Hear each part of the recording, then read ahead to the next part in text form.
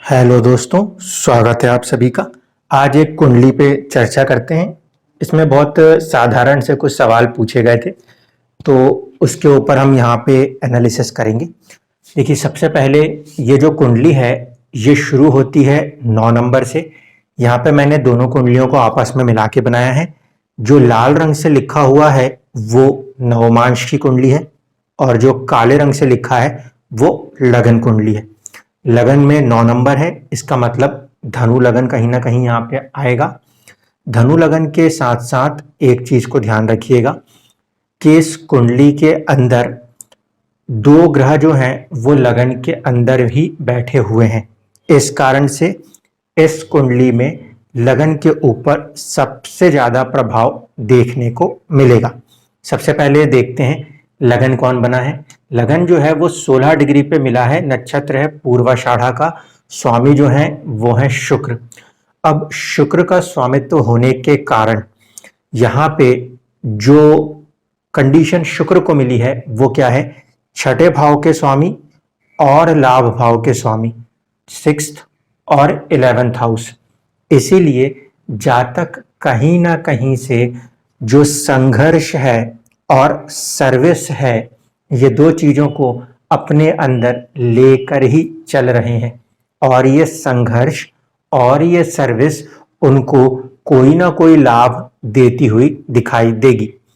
जो कुछ भी वो कर्म करना चाहेंगे, सर्विस, वो कहीं ना कहीं लाभ की तरफ उनको ड्राइव करेगी। ये चीज यहाँ पे लग्नेश बता रहा है। लग्नेश खुद में एक सौम्य ग्रह है, क्योंकि शुक्र जो है उसे हम सौम्य ग्रह के रूप में देखते हैं। अब देखिए कि शुक्र बैठे भी तृतीय भाव है जहां पे कि पराक्रम देखा जाता है। तो जातक के पास पराक्रम होगा, और पराक्रम किस तरीके से, अपने वाणी से लोगों को मंत्र मुग्ध करने की क्षमता यहाँ पे ऐसा शुक्र प्रदान कर सकता है। ये जरूर है कि ये शनि की राशि में बैठे हैं, इसीलिए चीजें स्लोली होंगी, धीरे धीरे करके होंगी। लेकिन क्योंकि शुक्र जैसा ग्रह जो कि क्रिएटिविटी को दर्शाता है वो 3rd हाउस ऑफ कम्युनिकेशन में बैठा है, इसीलिए ऐसे में जातक का कम्युनिकेशन स्किल उसका एक स्ट्रॉन्ग पॉइंट माना जा सकता है। दूसरी चीज कि इसी नक्षत्र के अंदर बुध और मंगल दोनों विराजमान हैं। बुध जो है वो भी वाणी के कारक हैं और इस कुंडली में वो 10th और 7th विवाह और व्यापार, साथ ही साथ आपका प्रोफेशन और स्टेटस के भी स्वामी बने हुए हैं।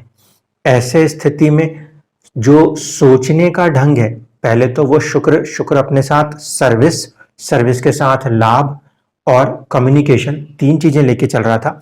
वहीं पे सोचने के ढंग में बुध ने आके व्यापार, 7th हाउस, विवाह और साथ ही साथ अपना स्टेटस, इन चीजों को लेकर ज्यादा फोकस्ड कर दिया। मंगल जो है वो भी उसी नक्षत्र में बैठे हैं और मंगल इस कुंडली में सबसे ज्यादा बलवान ग्रह भी हैं। तो सबसे पहली बात अगर देखें कि सबसे स्ट्रॉन्गेस्ट प्लेनेट कहाँ लेके जाना चाहता है, तो वो एक चीज तो आ गई 12th हाउस और एक आ गई 5th हाउस। पंचम भाव जो है वो भी क्रिएटिविटी का है, वो बुद्धि का है, वो संतान का है, ज्ञान का है। और 12वां भाव जो है वो कहीं ना कहीं थोड़े से मानसिक परेशानियों को दिखाता है, कोर्ट कचहरी को दिखाता है, खर्चों को दिखाता है और चैरिटी को भी दिखाता है। तो इस हिसाब से देखा जाए तो जातक की जो सोचने का ढंग है उसमें थोड़ा सा एक मिश्रण सा आएगा। मिश्रण कैसे, शुक्र जो है वो थोड़ी सी विलासिता प्रधान ग्रह है, जबकि मंगल जो कि चैरिटी को रिप्रेजेंट करके यहाँ आ रहे हैं, तो कभी कभी वो कुछ ज्यादा पाने का भी प्रयास करेंगे, चीजों का लाभ बनाने का प्रयास करेंगे, और कभी कभी उनके मन में भाव आएगा कि जो मेरे पास चीजें हैं ये मैं दूसरों के लिए इस्तेमाल कर जाऊं। ये दोनों चीजें यहाँ पे चलेंगी। अब देखिए इस कुंडली के अंदर हमने सबसे पहले शुक्र जो कि लगन है उसकी स्थिति को समझा। तो शुक्र जो है वो गुरु के नक्षत्र में बैठे हैं, इसका मतलब है सुख संसाधन और अपनी खुद की पर्सनालिटी को डेवलप करने के लिए कहीं ना कहीं बिहाइंड द सीन शुक्र को गुरु का सपोर्ट मिलेगा। लेकिन गुरु और शुक्र में जो मित्रता है वो नैसर्गिक मित्रता नहीं होती। इस कुंडली में 3 घर आगे बैठने के कारण तात्कालिक मित्रता है। तो थोड़ा सा जो है संघर्ष देखने को मिलेगा शुरुआत में। और साथ ही साथ जब हम नवमांश में आएंगे तो हम देखेंगे कि शुक्र अपनी ही राशि में बैठे हैं जो कि छठे भाव में आ रही है। तो कहीं ना कहीं किस्मत से बेवजह की संघर्ष या दुश्मनी, ऐसी चुनौतियों का सामना भी जिंदगी में कभी करना पड़ सकता है। इतनी चीज तो आपको आपका लगन बता रहा है और इस चीज के लिए आप पूरी तरह से प्रिपेयर्ड हो, क्योंकि शुक्र जो है अपने साथ जो छठे भाव की सारी कैपेसिटी को लेके चल रहा है। अब बात करें सूर्य की, कि जो आत्मबल है, कॉन्फिडेंस के लेवल जिसको आप कहते हो, वो कहाँ पर खड़ा है। सूर्य जो है वो यहाँ पे किस्मत के स्वामी है। नक्षत्र के द्वारा भी वो कहीं ना कहीं सूर्य खुद से ही रूल्ड है, यानी कि फादर का इम्पैक्ट लाइफ के अंदर हो सकता है, ज्यादा आय देखने को मिले। दूसरी तरफ कहीं ना कहीं जो इनको सपोर्ट हासिल है, वो सपोर्ट हासिल है आपके किस्मत में 4th हाउस का, घर के अंदर से सपोर्ट हासिल है। सपोर्ट करेंगे जुपिटर। तो गुरु यहाँ पे भी पहले और चौथे भाव के स्वामी होकर कहीं ना कहीं उनके जो आत्मविश्वास है, उनकी जो सोल है, उसको ड्राइव कर रहे हैं। अब यहाँ पे देखिए, सूर्य जो है वो राशि के हिसाब से शनि की राशि में बैठे हैं और तात्कालिक रूप से देखा जाए तो शत्रु हैं। इस स्थिति में हम ये कह सकते हैं कि जिंदगी के अंदर जो अनुभव होंगे वो घर के अंदर थोड़े से चुनौतीपूर्ण होंगे, जिसके कारण से आत्मा अपने आप को एक नई डायरेक्शन को लेके जाएगी। इसमें फादर एक रीजन हो सकते हैं, ठीक है, लेकिन फैमिली के अंदर का माहौल कहीं ना कहीं आपके जो सोचने का ढंग है, जो आपके आत्मविश्वास को बनाता है, वो बहुत ज्यादा फोर्स करेगा। फिर साथ ही साथ हम चंद्रमा की स्थिति को देखें। चंद्रमा जो कि मन का कारक है, मनोस्थिति की बात करें तो वो स्वामी है यहाँ पे 8वें भाव के, अष्टम के। ये 4th की जगह 8th रहेगा। 4 नंबर की राशि के स्वामी है अष्टम भाव के। तो गहराइयों को खोजने का मन हमेशा काम करेगा। वो बैठे हैं मंगल के नक्षत्र में। मंगल जो है वो यहाँ पे पंचम और द्वादश को लेकर चल रहे हैं और पहला भाव भी लेकर चल रहे हैं, ठीक है। इस कारण से मंगल के नक्षत्र में बैठने पर चंद्रमा को तो बल मिलेगा। मंगल क्योंकि एक तो स्ट्रॉन्गेस्ट प्लेनेट है और दूसरा वो नेचुरल स्ट्रेंथ का कारक ग्रह है, तो मन से आप कहीं ना कहीं मजबूत हमेशा बने रहेंगे। नीचे से उनको जो ड्राइविंग फोर्स मिल रहा है वो किस्मत से मिल रहा है। फिर से फादर का ही कहीं ना कहीं रोल आ सकता है, या हायर लर्निंग, हायर एजुकेशन का रोल आ सकता है, क्योंकि 9th हाउस जो कनेक्ट हो रहा है सूर्य की राशि से। तो इतनी चीजों में ये तो समझ में आ गया कि आपके अंदर चीजों को करने के लिए काफी दृढ़ता रहेगी। अब इस कुंडली में 2 चीजों को ध्यान से देख लेते हैं। पहली चीज है कि चंद्रमा और शनि के बीच में राशि परिवर्तन हुआ है, ठीक है। इसका मतलब है कि कुंडली में 2nd हाउस और आपके 8th हाउस में बहुत ही भयंकर कॉम्बिनेशन, कनेक्शन बैठा हुआ है। अचानक से आपके पास कभी धन था, अचानक से पूरा धन खत्म हो गया, कुछ ऐसा हो सकता है। अचानक से कुटुंब के अंदर पहले परेशानियां थी तो अचानक से वो परेशानियां खत्म हो गई, ऐसा भी हो सकता है, ठीक है। क्योंकि यहाँ पे जो फॉर्मेशन है वो 8th हाउस और 2nd हाउस के बीच में है। 2nd हाउस जहाँ संचित धन होता है, वहीं आपका अष्टम का भाव जो है वो एंसेस्ट्रल प्रॉपर्टीज होती है, ठीक है। तो वो चीज यहाँ पे आपको देखने को मिलेगी। ये तो हुई पहली बात। दूसरी बात है कि शनि जो है वो वक्री है। अगर शनि वक्री है तो यहाँ से 10वां घर देखना है, लेकिन उल्टा गिनना है। अगर उल्टा गिनने जाएंगे तो आप देखो, जो आपका 11th हाउस है, लाभ भाव है, जहाँ पे राहु बैठे हैं, वहां पे कहीं ना कहीं शनि का कर्मा आ रहा है। तो शनि कहीं ना कहीं आपसे कुछ ऐसे कर्म कराना चाहेगा जिससे कि आपको अत्यधिक लाभ प्राप्त हो, ठीक है। ये जो आपके 2nd हाउस का लॉर्ड है वो अपने से, जब हम देखेंगे रेट्रोग्रेड है, वक्री है, तो गिनती गिनने पे आएंगे तो ये 10वां भाव है, वहां पे दृष्टि कर रहा है। इसका मतलब है आपकी जिंदगी में अप्स एंड डाउन्स बने रहते हैं रिगार्डिंग आपके गेन्स, आपके लाभ। कभी आपको बहुत हाई राइज होगा, कभी आपका राइज एकदम से रुक जाएगा, मॉनेटरी गेन्स के लिए। यहाँ पे भी राहु बैठे हैं, राहु 11वें भाव में बैठे हैं, तो कई बार ऐसा होता है कि पैसा आता तो है लेकिन देर से आता है, कभी कभी फंस जाया करता है, तो ये चुनौती का सामना आपको करना पड़ सकता है। केतु को यदि हम देखें तो गुरु के साथ केतु विराजमान है, और केतु से जब हम देखेंगे दसम, ये भी वक्री ग्रह हैं, यहाँ से जब हम दसम को देखेंगे तो हमें नजर आएगा कि अष्टम। आपने एक सवाल किया था कि क्या आप एस्ट्रोलॉजी सीख सकते हो? हाँ, आप एस्ट्रोलॉजी सीख सकते हो। एस्ट्रोलॉजी बेसिकली सीखी नहीं जाती, एस्ट्रोलॉजी तब आती है जब इंसान जिंदगी को खोजने का प्रयास करता है, ठीक है। और जितने भी लोग ये चैनल देख रहे हैं वो कहीं ना कहीं अपनी जिंदगी में परेशान है और उसके कारणों को समझना चाहते हैं। जिस कुंडली में कुछ ऐसे कॉम्बिनेशंस हों जो कि आप जिन चीज़ों को खोज कर रहे हो उसको खोज के निकालने में सक्षम कर दे, तो इंसान एस्ट्रोलॉजर बन जाता है। अन्यथा किताबों को पढ़कर अगर आप सोच रहे हो कि उससे एस्ट्रोलॉजी होगी तो वो कभी कभी सही जाएगी, कभी कभी गलत। जैसे हम लोग हमारी एजुकेशन के लिए अलग अलग डिग्रियों को पढ़ते हैं और बहुत सारे लोग पढ़ते हैं, लेकिन वही है कि वो किताब का ज्ञान है, आपने जितना उसको प्रैक्टिकली अप्लाई किया होगा उतना ज़्यादा आपको वो आता होगा, अन्यथा आपकी डिग्री सिर्फ कागजों पे रह जाती है। उसी तरीके से एस्ट्रोलॉजी के अंदर भी आप अगर आना चाह रहे हो तो आपके अंदर सबसे पहले होनी चाहिए हॉबी, क्योंकि आप उस चीज़ को पढ़ोगे, कई बार चीज़ें फेल होंगी, नहीं समझ में आएगा, तो भी आपके अंदर वो जज्बा होना चाहिए कि आप उसे खोजना ही चाहते हो और ये चीज़ें आप कर पाओगे। कारण क्या है?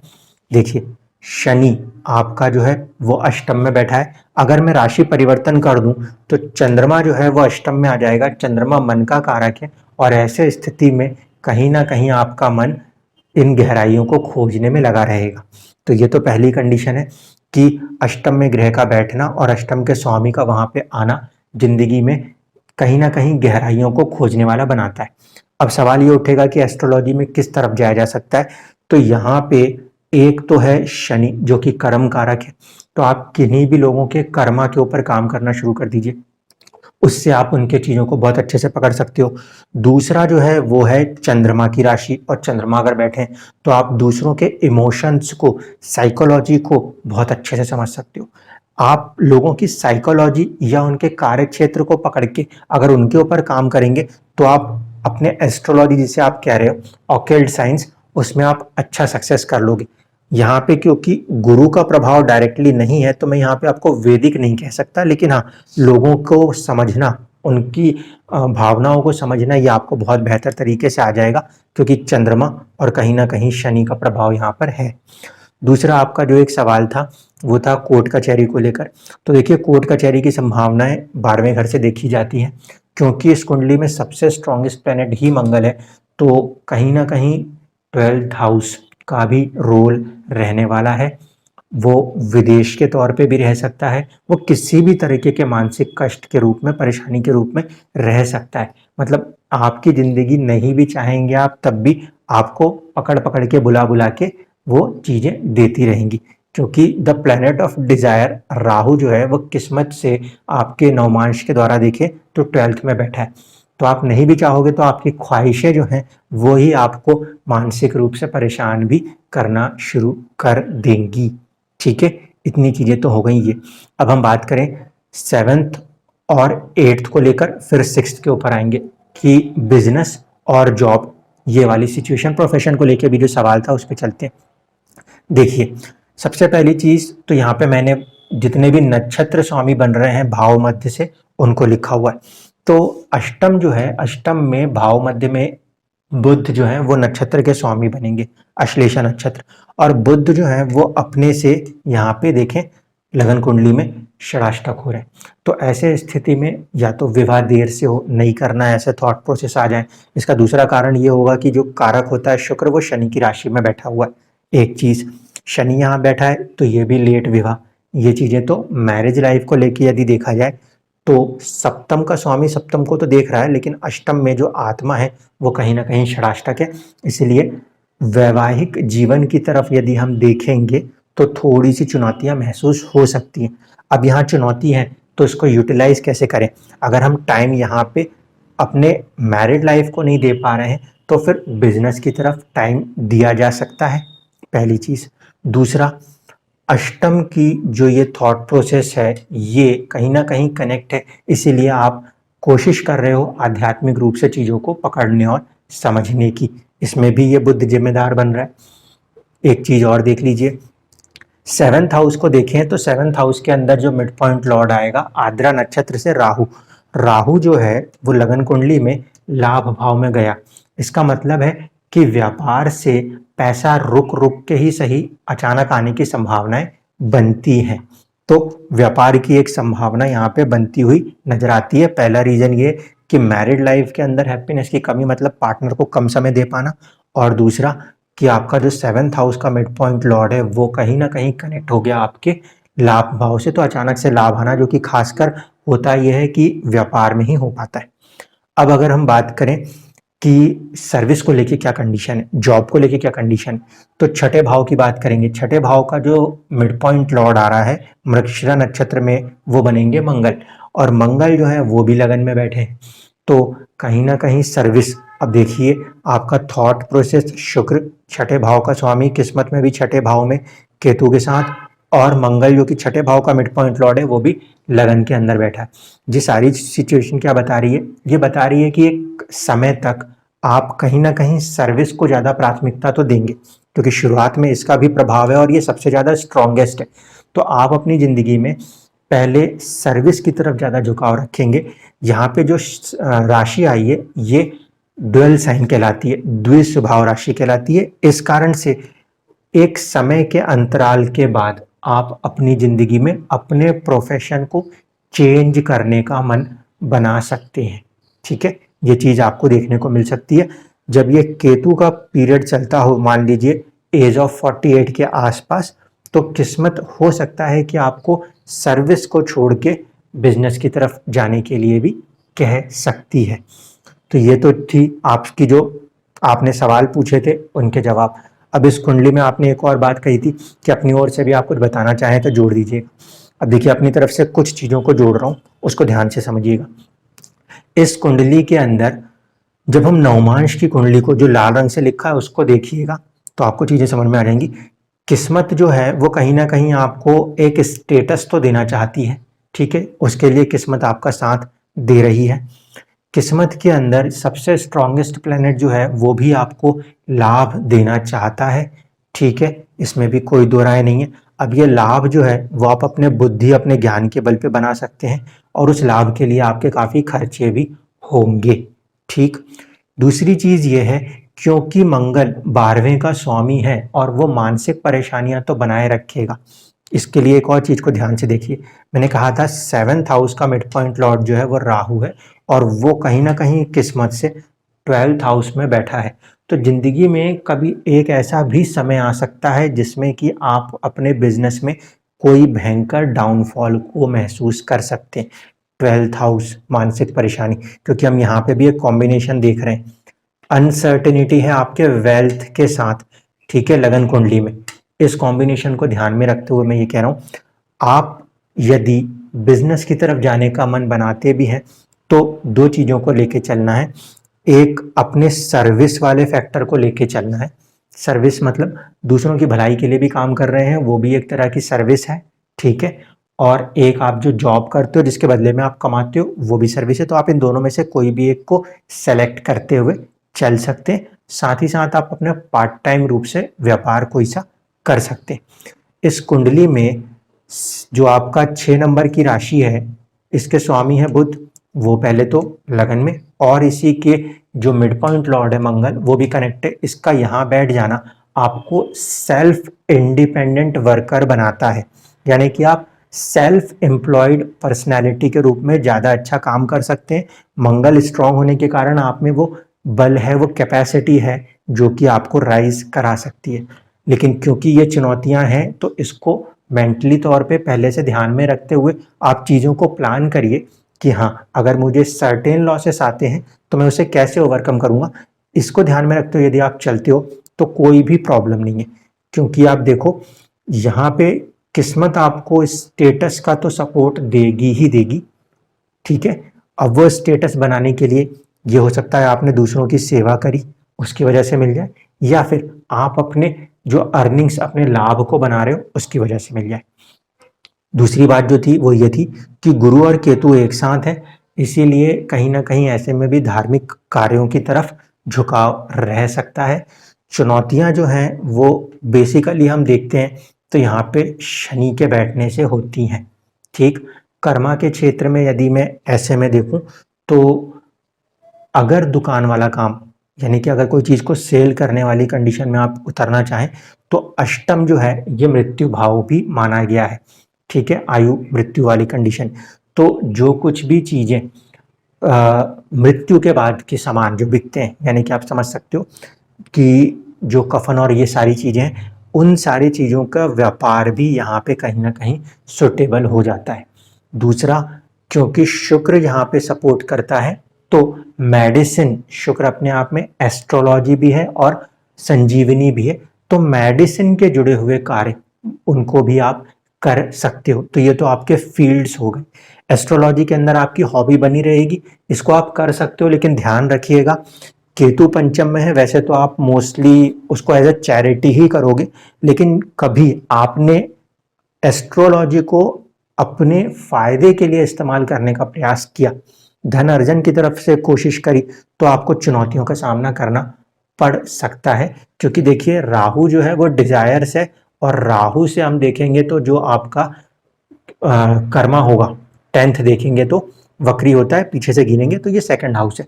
यहाँ पे यदि आपने लालसा किसकी रखी, धन की लालसा रख के एस्ट्रोलॉजी कर दी है, तो फिर आपका धन एक समय तक तो आएगा लेकिन अचानक से खत्म भी होगा। राहु इज ए माया, वो चीजों को दे भी सकता है और ले भी सकता है। केतु इज ए परफेक्शन, इसीलिए यदि काम करना हो तो परफेक्शन के साथ काम करते चले जाइएगा। आपकी बारीकी के कारण लोग आपसे जुड़ेंगे और आप उसके बाद जो कमाना चाहोगे कमा सकते हो। गुरु के साथ केतु का फॉर्मेशन है, गुरु जो है वो फर्स्ट और फोर्थ हाउस के लॉर्ड है, और केतु जो है वो आपके फोर्थ हाउस के मिड पॉइंट लॉर्ड है। इसीलिए सुख संसाधन जो होते हैं उनको त्याग करने की भावना केतु नेचुरली अपने अंदर लेके चल रहा है। तो आपके मन में कई बार ऐसे ख्याल भी आ सकते हैं कि सारी दुनिया मोह माया है, और आप उनका नेचुरल वे में त्याग भी कर सकते हो। ऐसा होना जो है वो लेटर एजेस में पॉसिबल हो सकता है, इसको भी ध्यान में रखिएगा। धन्यवाद।